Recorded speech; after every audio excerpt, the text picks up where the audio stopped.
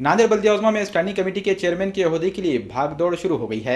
बल्दिया उज़्मा में standing committee के chairman का चेहरा बदलने वाला है। माना जा रहा है कि दिसंबर 15 तक नए चेयरमैन का तकर्रुर कर दिया जाएगा। ऐसे में स्टैंडिंग कमेटी के अरकान की सियासी हलचल में इजाफा हो गया है। खुसूसन मुस्लिम अरकान को उम्मीद है कि इस बार भी ये ओहदा मुस्लिम नुमाइंदे को ही सौंपा जाएगा। असेंबली में मुस्लिम उम्मीदवार को टिकट न दिए जाने से बेचैन कांग्रेस की मुस्लिम लीडरशिप अब स्टैंडिंग कमेटी के चेयरमैन के ओहदे की दावेदारी में मसरूफ है। ऐसे में मुस्लिम नुमाइंदों में कारपोरेटर अब्दुल रशीद अब्दुल गनी का नाम सरे फहरिस्त बताया जा रहा है। कारपोरेटर अब्दुल रशीद अब्दुल गनी का भी गुज़िश्ता मिक़ात में भी चेयरमैन के ओहदे के लिए जद्दोजहद की थी, लेकिन पार्टी ने पीर बुरहान के नुमाइंदे फारूक अली खान को मौका दे दिया था। अब फिर अब्दुल रशीद अब्दुल गनी का सियासी गलियारों में गश्त कर रहा है।